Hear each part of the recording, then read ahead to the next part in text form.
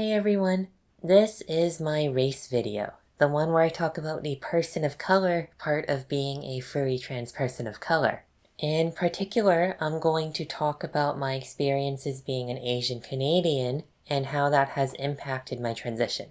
As I've indicated in previous videos, transgender visibility and education are important but historically lacking. Visibility is better than it was a decade ago, and I know that efforts have been made to improve awareness in the fandom, but things are still far from perfect. As I'm sure you all know, a spotlight has been placed on police brutality and systemic racism in the United States. And now Canadians are seeing it and are being forced to consider our problems in Canada. But even in the fandom, there were several controversies this year, many of which involved racism or transphobia. These kinds of events have led people to feel like they don't have representation in the fandom. And frankly, I kind of feel that way too. I've seen so many people say that furry Twitter is a cesspool, while furry YouTube is the place to be. But what the Twitter community has that the YouTube community doesn't is the perspectives of trans people of color. But now you've got me. Not that I'm actually trying to be any authority on these topics. I just don't think that this intersectionality has been showcased in our YouTube community. Obviously, it's good to be an ally, but right now many people feel like they don't have a voice in the fandom. And honestly, the lack of a prominent furry trans person of color YouTuber is what urged me to look into starting this channel. Now keep in mind, this video is about my personal experiences being Asian Canadian. I do not face the unique challenges of being Black or Indigenous, nor do I have to struggle with the many severe systemic problems in the United States. My point is that this is a furry trans person of color video, not the furry trans person of color video. If you want to learn more about other perspectives, I urge you to seek out the stories of people who actually know what they're talking about. This video is not going to regurgitate statistics that you can find on Google search. It's literally going to focus on my personal story. As a trans person of color, I have experienced problems from my Asian racial heritage and its intersectionality with my trans status. Intersectionality is basically when you are a member of multiple marginalized demographics and suffer more because of it. For example, people of color, especially Black and Indigenous people, face systemic racism and disproportionate violence at the hands of police. But trans people also have to deal with transphobia, so if you are a trans person of color who has to deal with police, you're gonna have a bad time. But when there's intersectionality, you also lose some of the support that you would get if you were only part of a single minority group.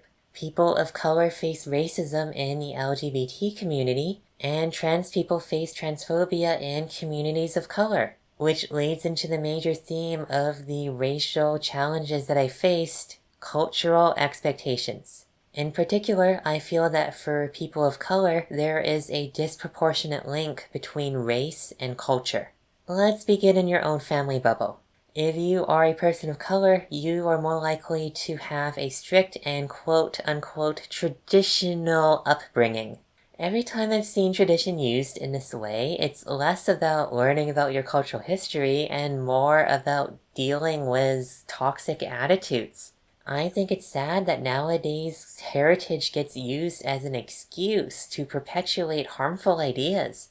I would like to point out that I'm talking about culture independent from religion, because a traditionally religious upbringing can be applied on top of a traditional cultural upbringing.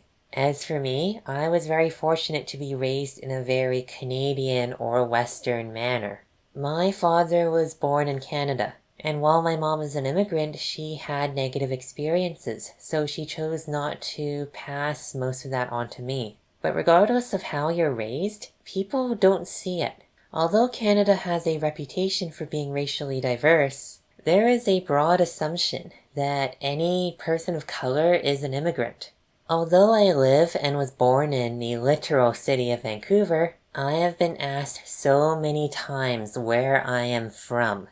Now for a little geography lesson. In addition to the city of Vancouver, there are 20 other municipalities that are a part of the Metro Vancouver Regional District, many of which I've only heard of in passing, and some of which I didn't even realize were part of Metro Vancouver. But when I talk to other people from British Columbia, they get confused and think that I must be from the city of Richmond instead, which is known for its very large Chinese population. Because as you know, all Asian people are actually Chinese, right? And then you get the really obnoxious people who understand what I'm saying, but then literally refuse to accept the answer.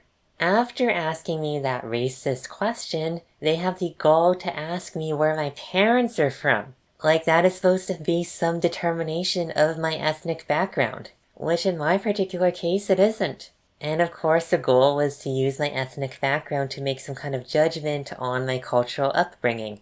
I've been bullied a lot for my race, but more specifically for the cultural background that other people project onto me. This kind of discrimination is frustrating because you are being victimized over an identity that you yourself do not hold. My partner Rob, while not facing the same problems that I have, also does not personally relate to the cultural background implied by his race. I call him my white American cishet redneck boyfriend, but his father is actually Alaskan Indigenous and very proud of it.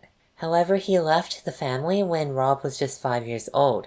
Since my partner didn't really grow up with this culture and therefore doesn't feel a personal connection to it, he just identifies as white, which he does have from his mother's side. He identifies as much with his American culture as I identify with my Canadian culture. But because his mixed race status is very subtle, he is not visibly a minority and therefore he doesn't get victimized for it. Actually, when I visited him in Colorado, no one asked where I was from. No one implied that I was a Chinese immigrant.